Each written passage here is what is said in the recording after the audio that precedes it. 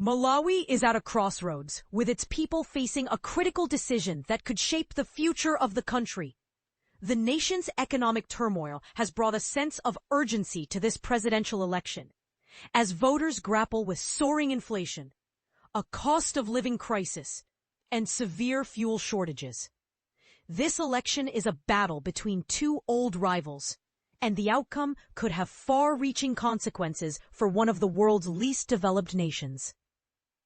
President Lazarus Chakwera, 70, seeks a second term, promising to tackle these challenges. However, his rival, former President Peter Mutharika, 85, is determined to make a comeback and address the nation's woes.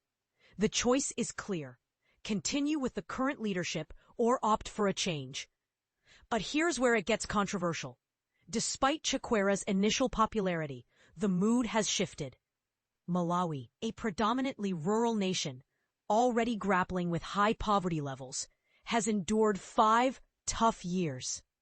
The people are feeling the pinch, and their patience is wearing thin. The last elections in 2019 were chaotic, leading to a court-ordered redo. Chakwera, a former theology instructor and preacher, won the second election after Mutharika's victory was deemed fraudulent. This marked a historic moment in Africa, with only the second cancellation of a presidential election result and the first time an incumbent was removed in a redo. Since then, Malawi's economic situation has deteriorated. Inflation has skyrocketed to 27% under Chakwera's leadership, and critical shortages of fuel and sugar have become the new normal. Everyday items like corn, a staple food, have become unaffordable for many. Natural disasters such as Cyclone Freddy in 2023 and an El Niño-induced drought in 2024 have further exacerbated the hardship, especially for the 80% of the population who live in rural areas and depend on agriculture. And this is the part most people miss. A military plane crash last year, which claimed the life of Vice President Saulos Chilima, brought Malawi into the global spotlight. The tragic accident highlighted the fragility of the nation's leadership and the need for a stable and effective government. A runoff election is highly likely, as the 2019 election debacle prompted a change in Malawian electoral law.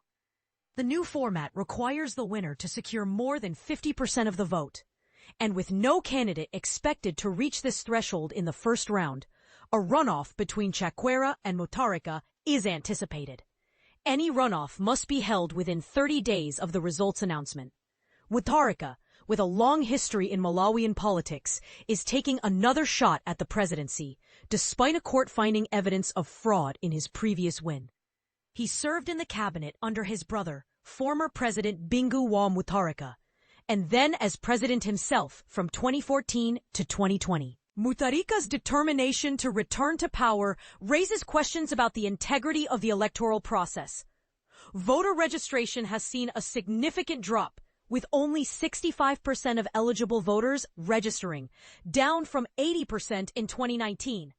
The Malawi Electoral Commission is under intense scrutiny to ensure a free and fair election, especially after the chaotic 2019 polls. Malawi, a former British protectorate that gained independence in 1964, has a complex political history. It was ruled by the autocratic Hastings Banda for 30 years until 1994, but has since developed into a relatively peaceful multi-party democracy. However, the current economic crisis and a tight race between Chakwera and Mutharika highlight the fragility of this democracy and the need for effective leadership. As the votes are being counted, the future of Malawi hangs in the balance. Will the people choose stability or change? Only time will tell. What are your thoughts on this critical election? Feel free to share your opinions and engage in a thoughtful discussion in the comments below.